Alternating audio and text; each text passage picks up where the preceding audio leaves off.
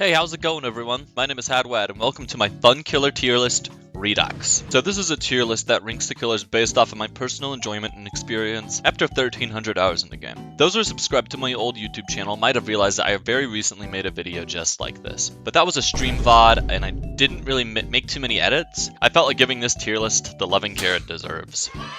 So sit back and enjoy my fun rankings for Dead by Daylight's killer roster. With this tier list, we're going from the bottom up, meaning we are starting with my F tier, lovingly labeled as the atrocious tier. These killers are generally unpleasant in one major way or another.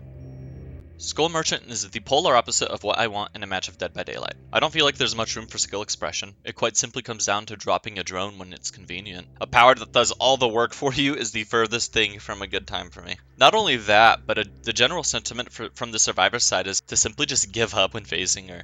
I want a bit of a challenge when playing Dead by Daylight, so that doesn't really work in my favor. The twins used to be at the absolute bottom, since the power to control Victor simply rewards slugging survivors for extended periods of time. I found it really boring to travel across the map and pick that survivor up. I'm very confident that survivors don't really enjoy waiting on the ground during that time. The reason why this killer isn't at the very bottom is that it's kinda cool to line up long shots with Victor, but even with that one particular moment, these two are still kinda boring to me. As we ascend from the pit of despair, we now find ourselves in a slightly better place. D tier. You could say these killers are regularly not fun for my style of gameplay. These killers at least have some redeeming moments that make them stand out from F tier, but they still have a lot of problems to be any higher. While the developers have recently touched on Freddy by stating that they have an update planned, we have no idea what that is or what it's going to look like, so as of right now, his power literally puts survivors to sleep, and the rewards for doing so are pretty lame. Fake pallets, tickling survivors with little pools. I gotta be real, this is not enough. Teleporting to generators is another source point in this kit, because eventually you're gonna run out of gens to teleport to. So, yeah, pretty bad. Hopefully they do good with the rework. Myers is another killer that will be getting an update in the not-so-distant future. I really hope they mean it, because I believe Myers is the worst killer in the game. The ability to expose survivors is nothing special. Tier 1 is absolutely useless. And to top it all off, he's the only killer that loses his power. You will eventually run out of survivors to stock, and therefore, that makes him an M1 killer. Bad! The only saving grace for this killer is his add-ons that allow him to mori survivors at any point in the trial. I don't know, they just rework my man. And give him the 2018 Halloween costumes too. The game plan for Doctor is so incredibly boring to me. There is nothing complex about his kit. You stalk survivors at the right time, at the right place. They can't use pallets or windows. That is the kit. That is everything he does. You also have the static burst to locate nearby survivors, but that's also countered by some perks now. That's not fun. I don't find that fun. No disrespect to anyone who mains him, but I don't think Doctor mains actually exist. Is there a single P100 Doctor? I don't know, man. I don't think so. Hag doesn't feel good. Her identity is wrapped around setting up a spiderweb of traps around a 3-gen or some crucial part of the map. But as you play into more coordinated, experienced groups, her weaknesses really become apparent. She has some massive snowball potential, but her traps are obvious to hardened survivors. And even then, I find that really good groups will just run through all of your traps the second you're in a chase or carrying a survivor. Good survivors will leave the web, and that leaves you with two choices. You either have to drop chase, and they'll go heal up, or you have to force a chase as a 110 killer into an area with no traps and you're useless. She feels so terrible that I can't put her any higher right now. Unless you're using the shackles, then she's like S tier maybe. Pig has two crucial parts to her kit. Reverse bear traps that threaten survivors into an objective that isn't working on the gens, and the crouching that lets you sneak up on survivors and also gives you a dash attack. Neither of these are that fun. The reverse bear traps are passive pressure, and therefore you don't really get too much engagement with it. I guess you could get engagement by pressuring survivors who have them on, but I think that's corny as hell, so I just avoid it. And the ambush attack is pretty fun at certain leaps, but that's about it. That's just Pig, yeah. Oof. With the D tier done and dusted, we move on to C tier. These killers are usually just okay. Not as bad as the previously mentioned killers, but once again, the killers in higher tiers are regularly more enjoyable to me. Not to say that these killers aren't fun. At this point in my tier list, I've become a little more positive on these killers overall, but I'm still pretty critical of any shortcomings I have to deal with. Trapper feels so polarizing. The pain of having all your traps get destroyed and having zero pressure, Terrible. But the joy of having survivors walk right into a trap that you set earlier that game? Divine! I definitely feel like this killer could use a minor rework, something to help mid-chase, but honestly, I like basement trapper setups, so I'm good with it. Leatherface has a problem that I'm going to bring up time and time again throughout this tier list. I just don't like some of these powers. I find chainsaw sweeps to be really boring. I know there's a skill curve and I do respect it. I just don't care for it. This killer also has an issue I forgot to bring up with Freddy. I really appreciate good cosmetics for killers, and Bubba doesn't have anything that I admire. So he's got no drip, and he's got no swag. What are you gonna do with that? Wraith is a bit too straightforward with his power. Kinda like Bubba, you cloak, you decloak, you get a hit, you repeat. I don't really care for that process. I definitely enjoy the builds of coup de grace and exposure, and there's definitely some interesting things to do, but I don't have anything more to say. The best part of his kit is the decloak attack, and that's it. The Legion has a problem that I'll mention when we discuss Plague much later on. It is very easy to injure survivors with the Frenzy, and it wouldn't be too much of a stretch to say that Legion is one of the best at keeping a lobby injured all game. The issue is, that's the whole shtick. You can injure them, but good luck downing them. Legion's only reliable way of getting downs is through basic attacks. Against an experienced group, that can take a lot of time that you might not have. Clown would be much lower if he hadn't received the changes to his bottle add-ons. He has pink gas that slows the survivors down, and yellow gas that speeds himself up. They doubled down on his speed gas, and that genuinely makes the killer so much more fun to me. While he's still an M1 killer overall at the end of the day, I really do like my super speedy haste builds on Clown. I absolutely love the cosmetics for Trickster, but sadly they're locked behind a relatively lackluster experience. Hitting his knives definitely delivers dopamine directly into my dumb brain, but the time to down in most situations is much lower than what Huntress or any other projectile killer would take. Also, if you guys want to see a projectile killer difficulty tier list at some point, please let me know. I really want to like this killer, but he feels so bad on some loops and in some maps even. A tiny buff would definitely push him up to B tier, but as of now, he's chilling out here. We are now stationed at the B tier. These killers are like so close to high tier. They're like one good patch away from jumping up, but something's holding him back. Spirit is arguably one of the stronger killers in the game, but despite this, I don't really enjoy her all that much. Her kit is kinda simple where you just go ghost and you try to catch up to survivors. This is actually pretty fun against survivors who know what they're doing, but it feels really easy against inexperienced groups. Personally though, I find that her audio while phasing is wildly inconsistent. I've heard, through hearsay, that her audio is bugged while using higher FOV and survivor sounds are not heard properly, but I'm not sure if that's true and maybe it's just a skill issue. Nurse is another case of a really strong killer, just kinda feeling bad to use against inexperienced survivors. Nothing feels worse than getting a down in the first minute of a match, then they DC, and then one of the other people DC, and then the third person DCs, and then you're fighting an entire lobby of bots. But this experience is directly contrasted when playing against coordinated groups. Losing on Nurse feels terrible because in the back of my head I'm just thinking, she's the best killer in the game, you have no excuse to lose this. And I know it's not as simple as that, but that's what competitive games kinda do to me. I don't like pub stomping, and I don't like losing card, so where do you even go forward with that? Demogorgon is typically considered the perfectly designed killer. I don't agree, but I do see their point. Demogorgon has two key abilities. Shred is meant for chase, to land hits from a distance and to break pallets. That's good, but I don't like the portals all that much. You have to manually set them up, which is asking a lot on some maps. The addition of invisible walls on certain maps means that Demogorgon can't do some of the crazy shred launch jump things he used to be able to do. I definitely love him, but there are better killers suited for my tastes. Ghostface is my favorite true stealth killer. Being able to go undetectable and mark survivors is really fun, especially managing the stock against multiple people. But sometimes you'll get revealed while behind cover, or you'll have to eat 8 pallets in a chase, but the worst part is playing against the group. What is the purpose of being a sneaky killer if you can't be sneaky at all? While there isn't much that can be done in terms of balancing, I think that the occasional matches of Ghostface that I play are pretty fun. The Knight is going to be getting a rework fairly soon, and I've immensely enjoyed the new playstyle. Being rewarded for sending a guard to actually guard an area feels really nice. Being able to have the pallet destroyer guard as often as possible also feels good. This killer is better than before, but might still struggle in certain scenarios. The Dredge is such a cool concept, an entity within the entity. But the power fantasy kind of falls flat whenever it takes 3 seconds to escape a locked locker.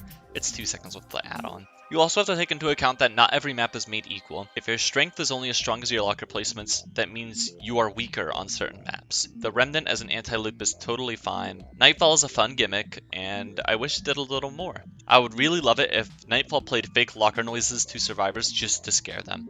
This killer is tied down by locker RNG and their slow-ass regular teleport. If both of these were tuned, he'd definitely bump up to A tier.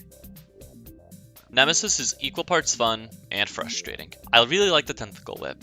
Getting to level it up and secure hits at certain loops feels really satisfying. But sometimes survivors can just crouch and avoid a hit when it clearly should register. The Tentacle also doesn't deal damage until the survivor is infected, meaning you need 3 hits to secure a down, and that feels terrible. The zombies can be really fun at times, although it's another luck-based ability, like Pig.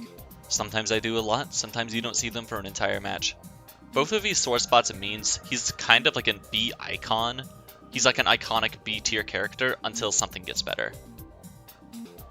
Our final killer for the B tier is Sadaka. She's like one tiny change away from A tier. As of right now, her strength fluctuates heavily based on the map I'm on. A small map means I get to spread condemned without any effort. A huge map means I have no pressure throughout the entire match. Her demanifestation is cool, but why does she have a lullaby radius? Why does a stealth killer have a warding system for them sneaking up on people? Why? Her ability to phase in and out of chase is sometimes useful at a loop, but you're not going to get very much mileage off of experienced survivors. Her chase is bad, her pursuit is inconsistent, and I want to love this killer so bad, but I don't even know what they could change, but it sucks to see her in her current state. Moving on from the B tier, we are finally in the big leagues. A tier. These are the killers I will typically rotate between when playing the game. This tier and the one that follows are also the most subject to shift around. Time of day, the phase of the moon, what I had for breakfast. All of these things can affect my exact placements, so this is a bit less ordered than my previous tiers. On the one hand, Pinhead has some of my least favorite cosmetic options, in a similar vein to Freddy and Bubba. Unlike those killers, I really enjoy the gameplay of Pinhead. I like the chain as it is very unique compared to the rest of the killer's powers. The box opens up an interesting dynamic where you're constantly looking for it, or the survivor who's picked it up. While he definitely has some struggles against experienced teams, I'd say I like Pinhead most of the time. I used to place Oni really highly, like very close to top tier, but I've pushed him down a bit after a couple of recent games with him. Oni is an interesting case where you are actively rewarded for injuring survivors by getting Blood Rage, which lets you fly around the map with an insta-down ability. But that's the problem. This ability is extremely difficult to use in certain occasions. Your ability to turn is reduced heavily while rushing, giving very experienced survivors the ability to just hold a loop ridiculously tight. This can make it very difficult to secure hits with the power, and honestly I feel like the difficulty on Blood Rage is a lot higher than people give him credit for. He's definitely one of my favorite snowball killers, but the skill curve against high play survivors is a lot more demanding than I expected. Alpha Wolf Wesker's here, which is honestly such a blast. I love getting to throw an annoying survivor into a wall. That's just fun. But honestly, I feel like I'm not using him to his full potential when watching other Wesker players flying around certain loops. It's really cool, but I don't care enough to learn how to do the bounce techs or anything like that. But he's still fun, but he's definitely not one I'm gonna invest super heavily into. Plague was the killer I'd mentioned when discussing Legion like 2 hours ago. Her formula is pretty simple. Do survivors risk staying injured all game, or will they cleanse and give me another red fountain? While this is an interesting dynamic for each match as Plague, I find that higher MMR lobbies just never cleanse and just force the game into an M1 simulator. I don't particularly like that, but I can't deny the thrill of getting to snowball a lobby off of the red puke.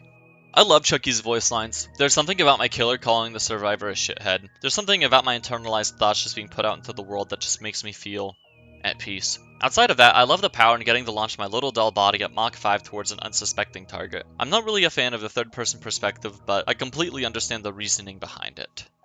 The newest killer on the Dead by Daylight roster is Vecna, and honestly, this killer is very impressive. Being able to swap between 4 spells is really interesting, and I can tell that this killer is going to have an incredibly high skill ceiling. I used to hate the skeleton spell, but as time has gone on I can understand why it isn't good. If it were good, then he would be broken. When I lose on Vecna, I don't feel like the killer is weak, but rather that I'm not using him to his full capabilities. He's definitely a lot of fun, and if he were to receive some minor buffs, I wouldn't complain. As a massive fan of the Alien franchise, the Xenomorph is one of my all-time favorite horror movie mascots. Behavior's iteration of the creature was admittedly a little underwhelming, but it's still a really good time overall. The tunnels are one of my favorite map mobility tools, and the tail attack feels really great at certain loops when timed well. The flamethrowers don't feel super oppressive, but I also haven't experienced too many survivors who would stack the turrets in one spot. All in all, he feels great, but he's just lacking a little spice. I don't know why, but just a little bit of spice. Artist is one of those killers that deserves a bit of respect. You could play an easier ranged killer like Huntress or Trickster, but no. You've got my respect, at least. I find myself dancing back and forth between loving Artist and disliking her. On the one end, she is immensely satisfying to get value with. On the other end, she feels like a worse Huntress at times. I guess that's the cost of high skill expression. I feel like there are easier killers who do her job just as well, if not better, but she's still one of my favorites. Lately, Billy has been the subject of debate. Is he overpowered? Does he need a nerf? And to those things I say, I don't care. I've been having such a blast with the new Billy. Ever since the change to add overdrive, I've had such a ridiculously fun time getting curve hits and just generally messing around. While I do expect the killer to eventually get tuned down, I'm simply enjoying this for the time we have it. To those who want him nerfed, I will ask, would you rather have a fun, fast, high skill killer be meta, or would you rather have Skull Merchant be meta again? Your decision. I must confess my sins, my crimes against humanity. I have very recently spoken poorly of my dear old friend Huntress. She used to be my pinnacle favorite, my #1 gal. But with the over-the-top buffs she received with the Unknown release, she feels too easy to get value on now. My close games don't feel close anymore, and honestly, if I lose, it was entirely my fault nowadays. I still find her fun, but I definitely don't take her out as often as I used to. Sorry, Huntress. We have reached the mountaintop, the absolute pinnacle of my enjoyment for Dead by Daylight's large killer roster. Most of these killers are the ones I've put substantial time into, the ones that I enjoy the most. These are my absolute favorites.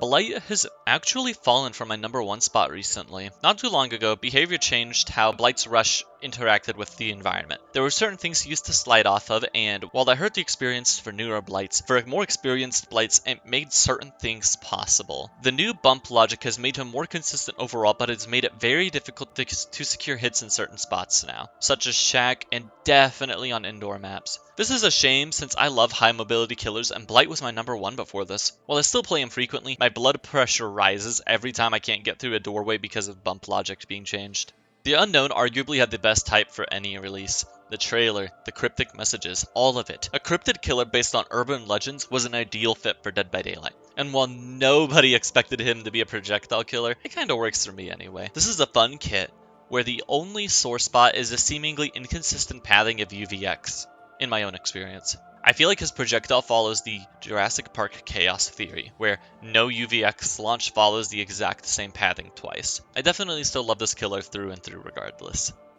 Singularity, aka Hux, is quite possibly a contender for my top tier spot soon. As of recording this, his buffs are not out yet, but I can absolutely say that those PTB changes were fantastic and I am so excited to see them come to life. Being rewarded for effectively planning and multitasking is such a good time, and I love my killer calling the survivors annoying little worms.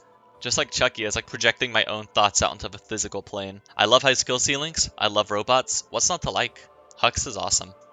For the moment, Pyramid Head is at my #2 spot. I started playing the game shortly following his release, and he's genuinely such a satisfying experience. There's a lot of potential with his ranged attack, from the timing and the distance, and honestly, you can get some stupid hits with it. I like being able to just ignore the pickup process with the cage, and being able to moray survivors with a base kit power is such a treat. While I believe they could definitely change some parts of his kit, and he definitely needs an add-on rework, he's still on my good side. Ending off the tier list, we have the Rootin' Tootin' Deathslinger. After his somewhat recent buffs, I found myself really enjoying this killer. He is the most satisfying ranged killer in the entire game. His synergy with exposure perks and basic attacks in general feels fantastic in certain scenarios, and overall I feel like he is both underrated and overrated simultaneously. I've heard some people say he's absolutely terrible and he's like borderline D tier, and I've also seen people saying he is S tier. Both of these groups are wrong, and I think he's like mid, leaning on the strong side. But I don't even care about his strength when it comes to how much fun I have when I'm landing max range shots on survivors who had no idea I could hit that. I want to thank y'all for watching, and I really hope that you enjoyed it. I put a lot of time into this, and I hope it shows. If y'all want to see one of his difficulty tier lists I was mentioning, be sure to let me know down in the comments, and I can start working on one of those. If you watch this all the way through, be sure to like and subscribe, because, I'm going to be making more stuff soon, and I'm sure you're going to want to see it. Outside of that, be sure to go check out my Twitch stream at twitch.tv/itshadwad. I stream there pretty regularly. We're trying to do some horror stuff, and still some Dead by Daylight. And that's all I've got to say. Thanks for watching, and have a good night.